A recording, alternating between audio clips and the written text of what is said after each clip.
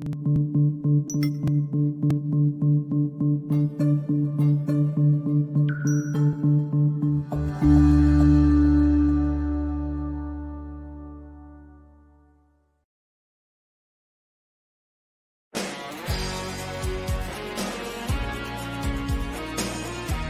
to Legends in Leadership, brought to you by ISF and the Carrington Group.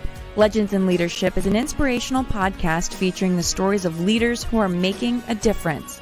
Our goal is to inspire you with the stories of leaders who come from humble beginnings, overcome challenges, and ultimately rise up to make a difference in people's lives. Well, good morning and welcome to episode 65 of Legends in Leadership. I'm your host, Jason Smith, a family officer with the Carrington Group, and joined today by my co-host, Tyler Tallman, a partner and fellow family officer at the Carrington Group, and Dr. Blair Ritchie, Executive Director of the International Student Foundation. Good morning and welcome back to Legends in Leadership, guys. Hey, good to be back. Good to be here. It is. We are continuing these virtually for the time being until we get the official all clear from our host at Real News to get back into the studio. Looking forward to that as well, and very excited to have our guest Jill Young on the show today. And before we jump into our conversation with Jill, we're going to turn it over to Dr. Blair Ritchie for our weekly leadership trivia. What do you have for us, Dr. Blair? Well, I've had a run here where you guys have smoked these. You got them nailed down. So I thought I need to be a little tougher. So this one I'm going to predict. This one's going to be hard. And I know our trivia expert, Kyle's not with us today. So you boys are going to have to buck it up. So this is a historical day. Every day something happens. And on this day in American history, the Continental Congress established a committee to draft the Declaration of Independence on this day. And on that committee were legendary leaders like Thomas Jefferson, John Adams, Benjamin Franklin, Robert Livingston. But there was a fifth member of that committee who is much less recognized, but whose influence amongst our founding fathers was indeed significant. In fact, he was the only person to have signed all four of our nation's founding documents: the Continental Association, the Declaration of Independence, the Articles of Confederation, and the United States Constitution. I could have asked you to name those four things, but I had to look that up.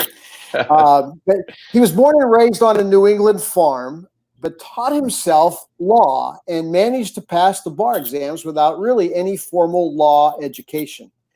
He would be awarded an honorary master's degree from Yale University, and it was this legendary leader's influence that established the bicameral legislature.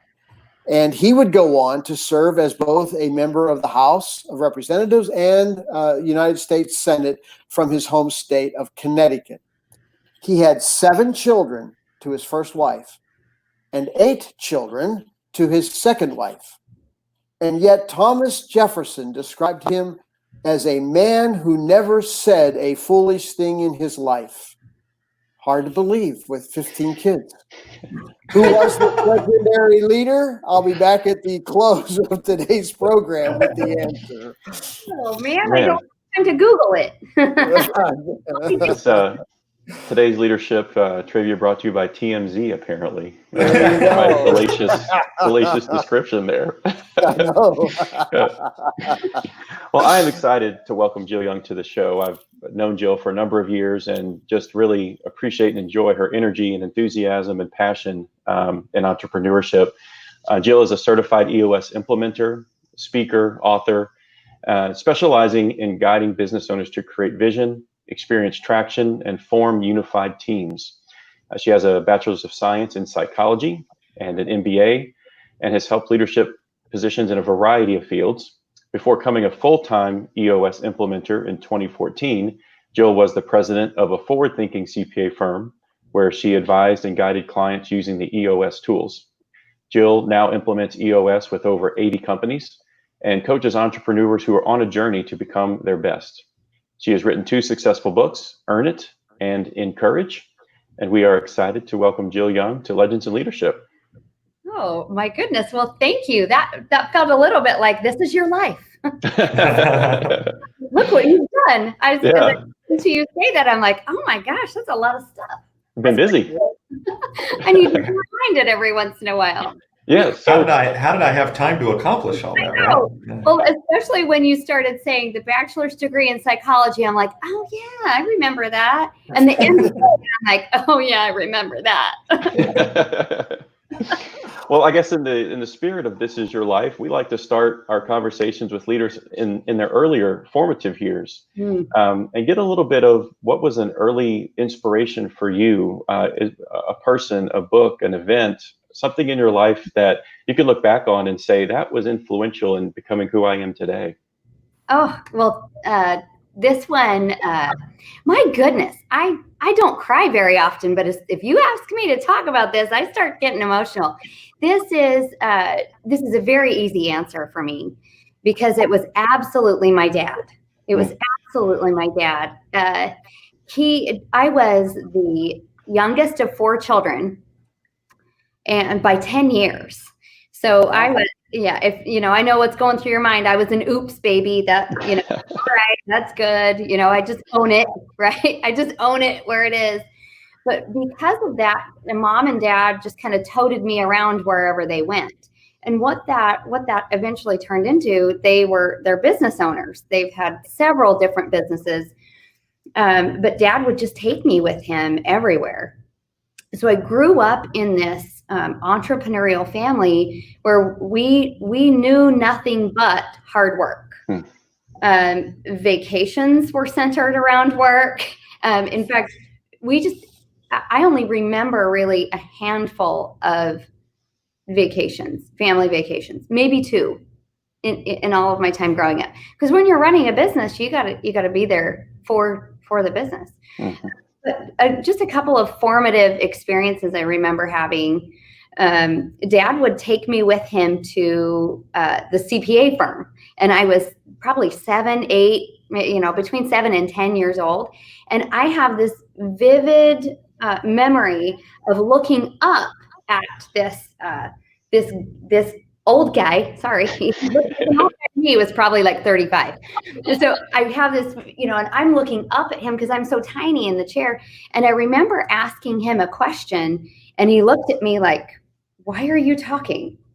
It just like with disgust. And my dad just looked at the CPA and he said, "That's a really good question." Her question. And right there, it made me feel like I had when adults were answering my questions and dad supported that, it made me feel like I had value, that the thoughts that I was having, somebody was sitting down and listening to me. And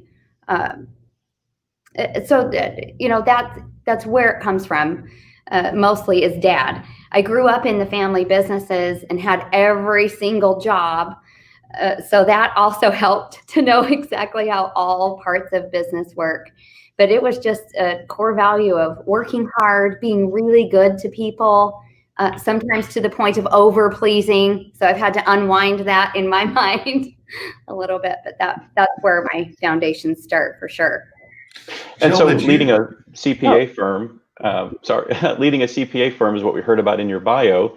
What happened between these early childhood experiences and leading a CPA firm? Did you have entrepreneurial endeavors yourself? How did your career unfold?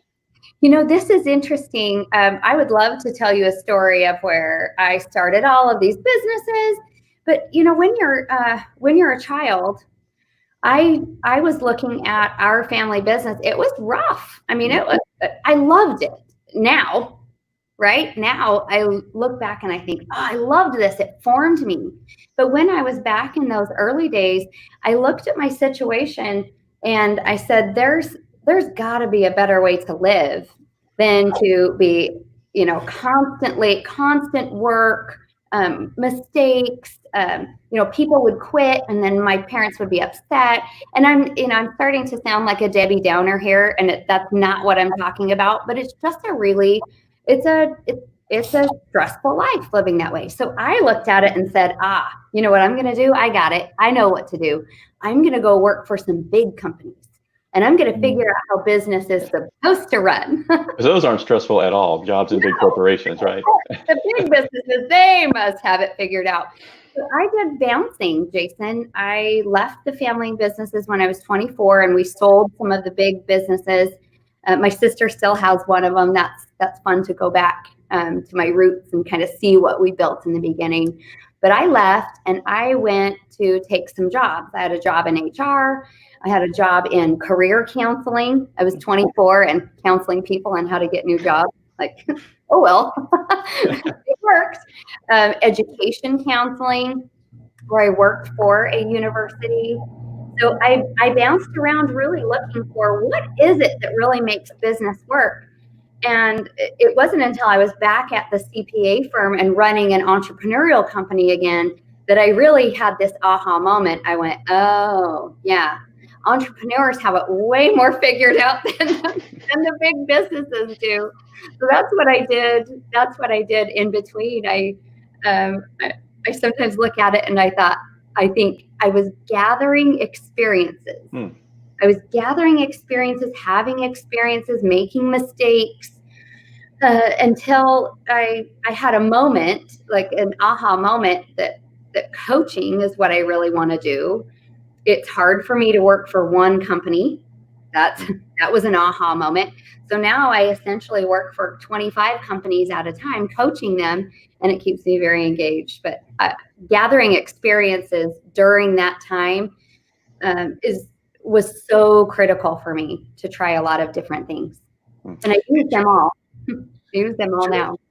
Jill, I'm curious, growing up kind of in a similar environment, in an entrepreneurial family, I can relate to a lot of things that you're saying, getting drug all over the place, it seemed, all the time, and getting drugged to office buildings and seeing it all. It definitely shapes the way that you see the world. And I'm curious, when you went off to school, after what you've described, there were happy times, there were good times with your family, but there were also a lot of hard times as an entrepreneur. So when you went off to school, how did those experiences from such a young age, like, almost formulate or change the way that you looked at a lot of your college? Because I remember being in classes and really using the things that I've been through previously already in business and trying to apply that to my education. So I'm just curious how some of those experiences formulated maybe your point of view or your thinking when you were in school. I think growing up in an entrepreneurial family, you solve a lot of problems every day. You just are solving issues all the time. So I think going into my degree, I went in with, I don't like this word. Let me see if I can find a different word for it. I went in with a lot of street smarts of what works and what doesn't work. And I was only 18 or 19 when I started college.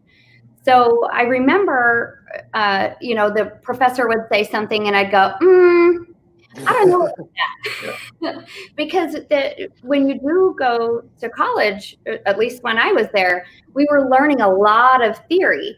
And one thing that I've learned about myself since then is I can hear a theory, I can simplify it, I can take out extraneous variables and go, this is how I can apply it right now.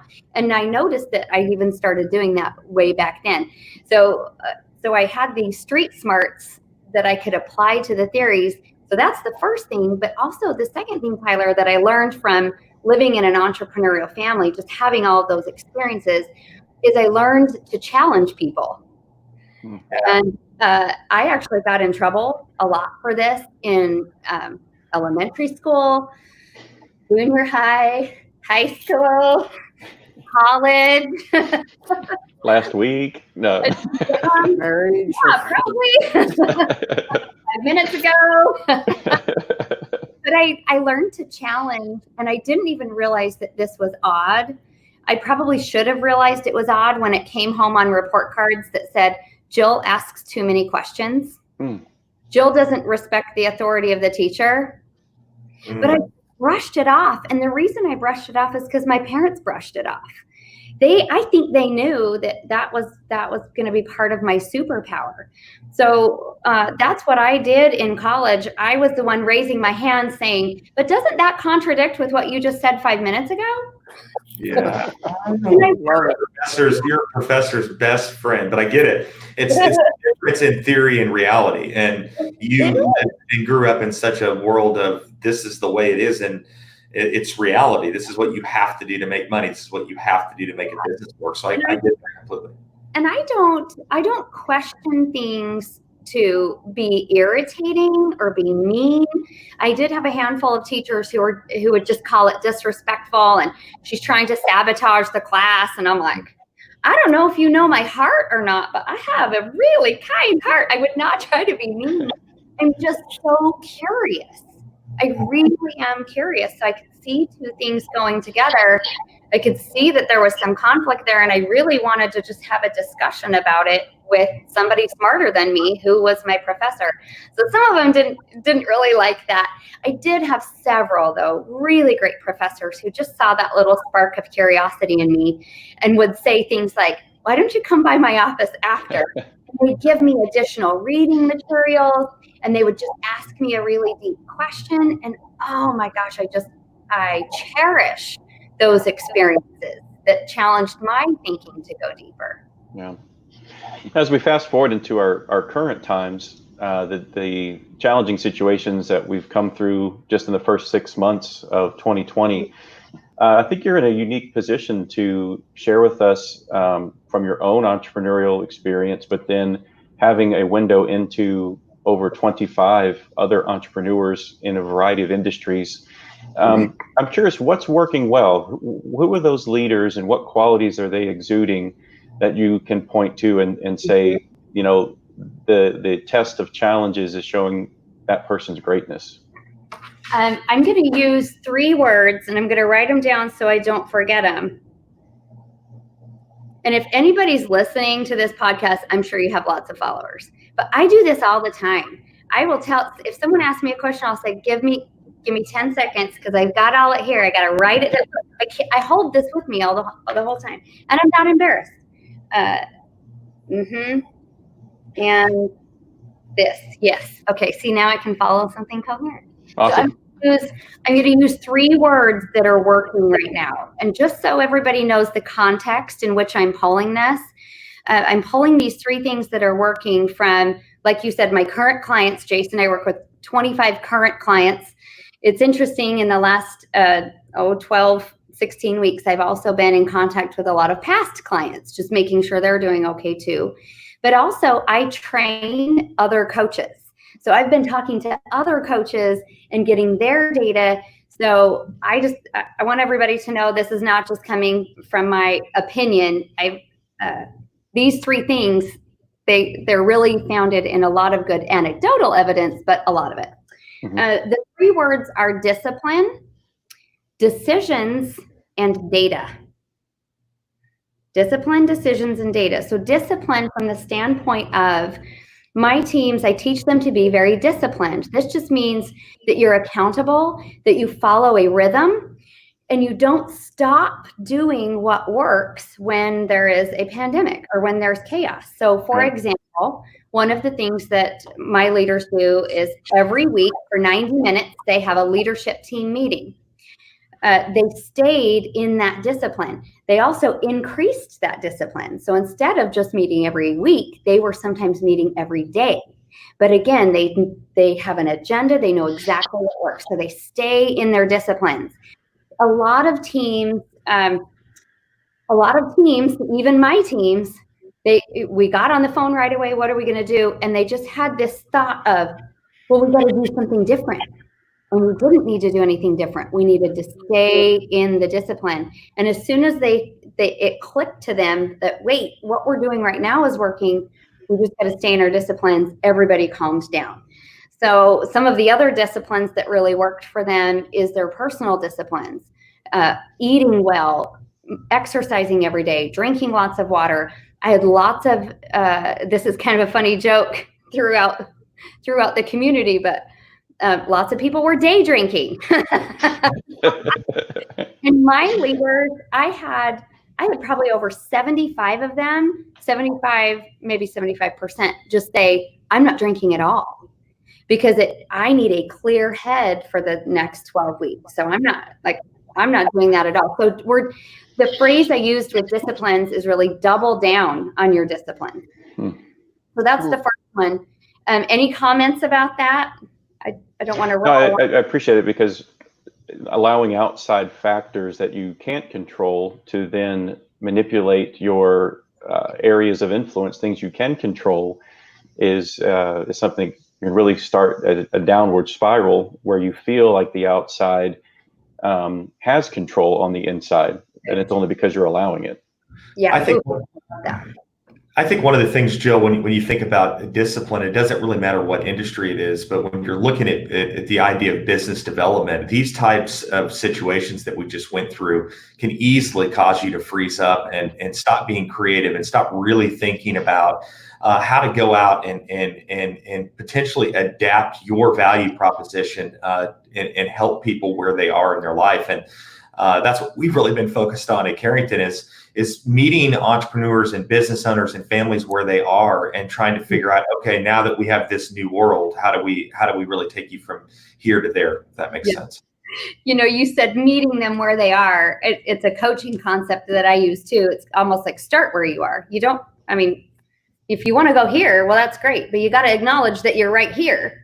And you got to start here. You can't start here. You got to start here. So when you said meeting them where they are, it popped into my mind, like physically meeting them where they are. Our disciplines, I meet with the leadership teams once a quarter, just like clockwork. Every 90 days, they come here to this session room for a full day. But meeting them where they are, we couldn't meet here. We had Zoom, but we didn't skip. It's okay. It's okay to suck. It's not okay to skip. Like that little phrase. It's okay to suck. It's okay to have a bad day. You just can't skip the day. Yeah. Good point. You guys went through the same thing, just adapting where we're going to do this. Yep. That's fun. So let's do the other two real quick. The other is decisions. In peacetime, where we're not in wartime, in peacetime, you have a little bit more flexibility to put some analysis to your decisions. You can sleep on them for a night. What my teams have really experienced is the power of quick decision making, and this really involves being willing to be wrong. Willing to be wrong. The world changed, what felt to me like overnight. The world changed for me on March 12th when they canceled hockey. Yeah. Amen. Sad day.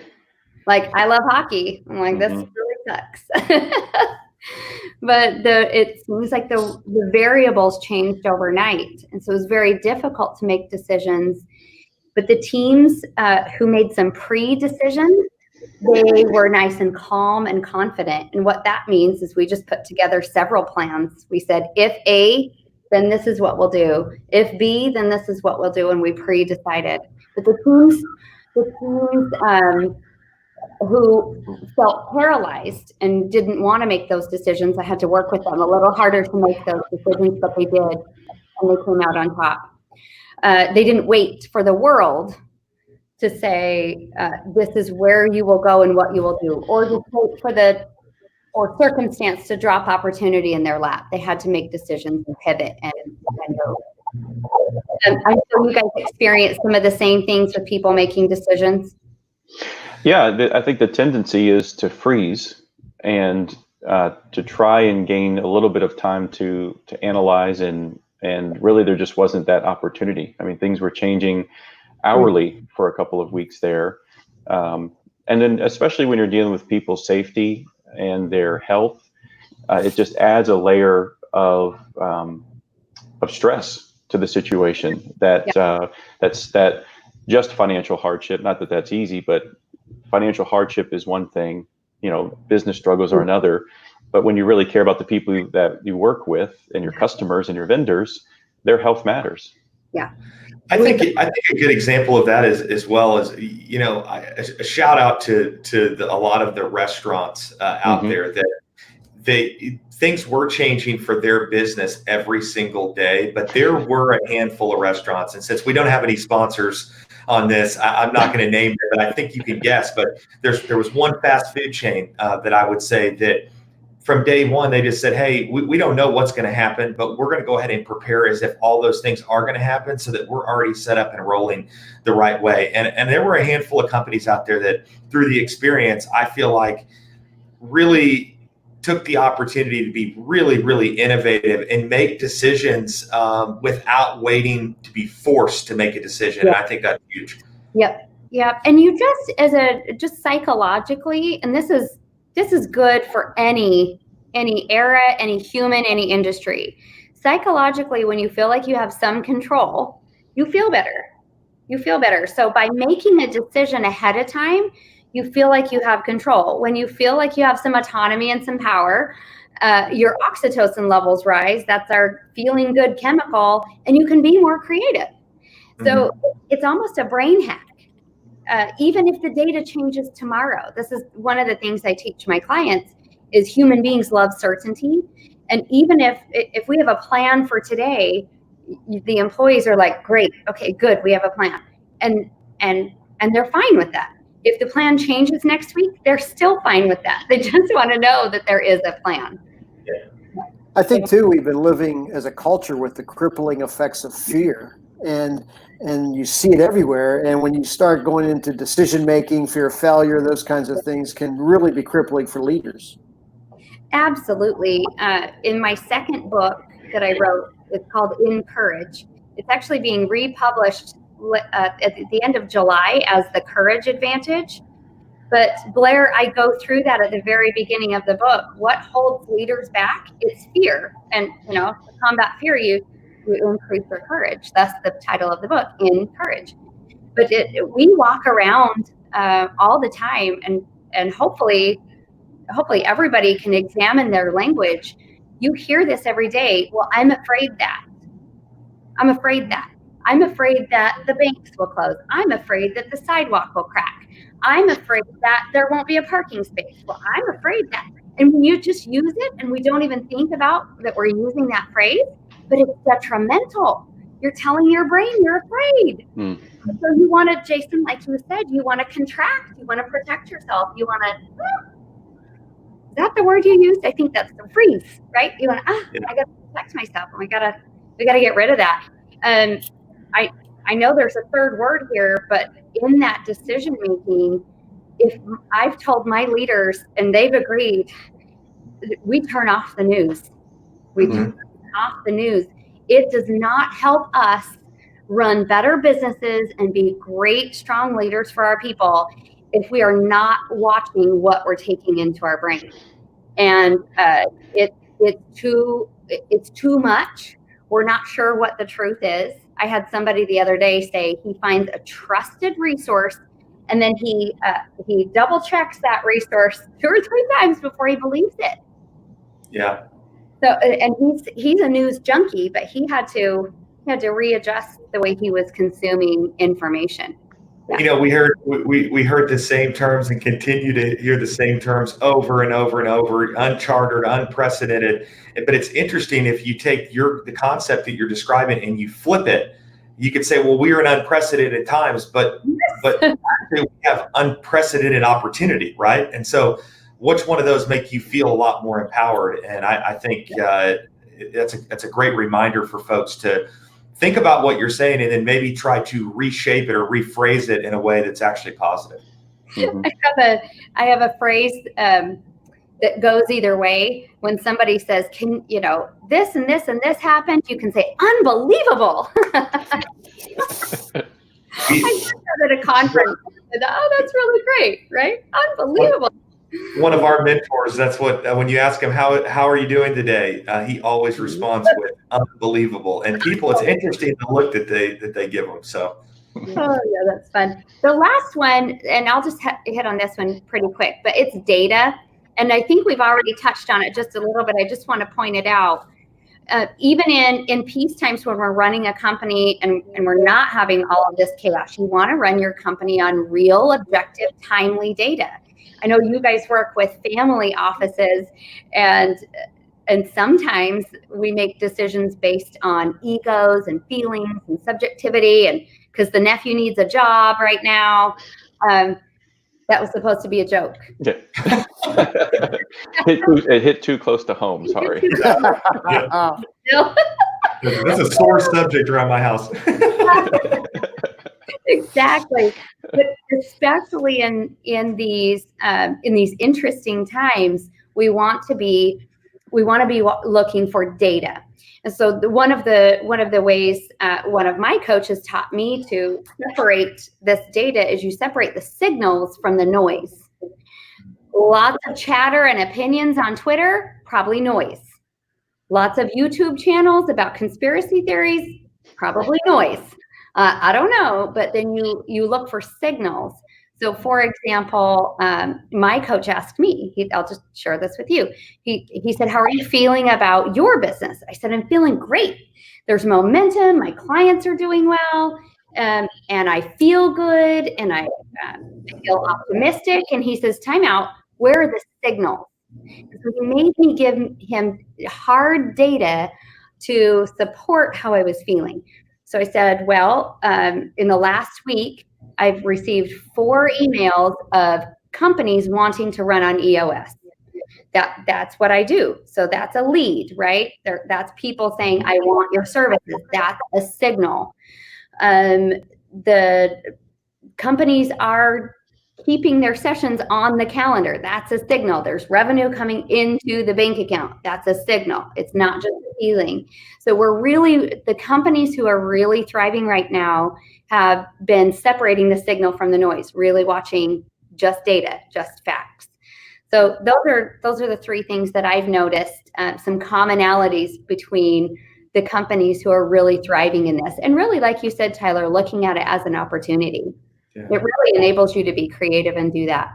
This is really good stuff. Hopefully this will be empowering for a lot of people that are out there listening today. Yeah, what are you doing these days, Jill, real quickly, to make you a better coach? What are you doing? Because we got a lot of people who are in coaching in some capacity. What are you doing to be a better coach? So I'm a big believer that to be a great coach, you need a coach.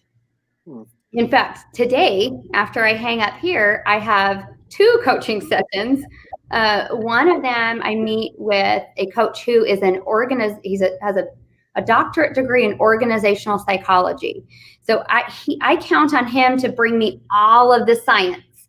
And the way that we do our coaching is I'll say something to him where I think I could have done better in this situation last week. And we just dissect it. We just really reflect on it. And then I also have a life coach, because as being a business coach, you can't separate the humanness from the business. In fact, I would never want to. The health of the leader enables the health of the organization. So as I do my own personal work, I'm able to be more compassionate. I'm able to be more understanding. I'm able to observe better, maybe where other humans are coming from, because I've done my own personal work. That's the big thing that I do to be a better coach, is I engage in coaching myself. Good stuff. Well, tremendous nuggets. Jill, thank you for sharing your perspectives and your story with us. And I do believe that people will find some inspiration, but some actionable takeaways from what you've shared with us today, which I think, to your point, getting outside the noise into the signals, what do you need to understand and what can you do, I think in this time is really separating the leaders from the wait and seers. Yep. And Jason, one thing that you alluded to as well, deeper in that concept of signals and noise, then you say, now what can I control and what can I not control? Right. Exactly like you said. And then it's just so much, you can just take little bites out of it. Yeah. So before we hear about our trivia answer, how can folks find your books, connect with you, and follow some of the other great content you're producing? Sure. The best way to connect with me is on LinkedIn. You can just search Jill Young, Texas, and I usually pop right up. I'm happy to connect with everybody. I'm an extrovert. I love relationships. And I post videos on there once or twice a week so you can consume live, real content. Somebody the other day said, it's almost like your videos are just your stream of consciousness. Similar to what we've just done here today. Yeah, there's value in that for sure. Yeah. You can also find my books on Amazon. Earn It is a fascinating book. It's written for leaders of entrepreneurial companies, but it's written for you so that you can give it to your employees when they ask for a raise. And really, it just teaches the employees how to get on the same page with the boss on what we all need to do to move this company forward and make money for everybody. So that's out there. Encourage is out there. That's for leadership teams who really want to grow, but they don't want to have to engage in so much pain. I kind of give you some good mindsets to help you along the way. And my third book will be coming out in the fall, and this is titled The Thinking Advantage. And this is just engaging the thinking side of everybody in the organization so we can move our world forward and really be exponential. So I'm excited about that. You can find all of those on Amazon, or there's links to them on my website, tractionfirst.com. Awesome. Well, it's been a real pleasure having you join us on the podcast today. And do you want to take a first guess, Blair, if we get the summary real quick? Let's see if Jill has a guess. I have a guess, but it's just because I watched Hamilton the musical. Is it Aaron Burr? Good guess, but no. Okay. That's a good guess, though. That's a good guess. It's not John Hancock. Not John Hancock. No. Is he too famous? Jason? I truly have no guess. I was going to text Kyle Watkins real quick, our other co-host. Do I get a phone a friend? Are we on that show? Well, since we're running out of time, let me give it to you. I do think this may be the only man who never said a foolish thing in his life, right? Would you agree with that? Because we've all said a lot of foolish things. Was he a mute? Was he unable to If that's what speak? George Washington said, then I guess it must be true. So go ahead. He was speechless after all his kids. Anyhow, his name is Roger Sherman. You can Google it out. Roger Sherman, very influential founding father who kind of flew under the radar. There's his picture. He did exist. So very interesting man. Good job, Roger. Roger Sherman. Sherman. Well, there you go. You really dove deep into the textbooks. I did. Tell Kyle about it, okay? See if Okay. I can tell Jason is just thrilled about that. He's like, you got to be kidding me. Well, special thanks to our guest today, Jill Young. It's been a pleasure having you on the podcast with us today, and I hope you enjoyed it as much as we did. I do. And, I did. Thank you. Awesome. I really admire your mission. I'm so impressed that you've made this this partnership to help our young leaders that are out there that are like, hey, I can do that. Yeah, absolutely. I'm impressed that you guys, Carrington, down at the family offices have put your energy toward this too. I just really think doing things like this is the way to help everybody and inspire everybody. So Yeah. great. There's some good genius in there waiting to sprout. Well, that's a wrap for episode 65 of Legends in Leadership. On behalf of my co-hosts, Tyler Tallman and Dr. Blair Ritchie, I want to wish you a good day. And remember this, if your actions inspire others to dream more, learn more, do more, and become more, then you are a leader. Legends in Leadership is brought to you by the Carrington Group. Carrington Group is a family office with a passion for helping business leaders and their families make smart choices and fulfill their highest aspirations. To learn more about the Carrington Group, visit their website at www.carringtonfo.com or Google Carrington Group Dallas, Texas. ISF is committed to leadership development for aged-out foster care and orphaned youth. ISF's mission is to transform these youth into tomorrow's leaders with scholarships, mentoring, and leadership training. To learn more about ISF, visit their website at isfsite.org or Google International Student Foundation to learn more. Securities offered through Regulus Advisors, LLC. Member FINRA/SIPC. Investment advisory services offered through Regal Investment Advisors, LLC, and SEC Registered Investment Advisor. Regulus Advisors and Regal Investment Advisors are affiliated entities. Carrington Group and this broadcast are independent of Regulus Advisors and Regal Investment Advisors.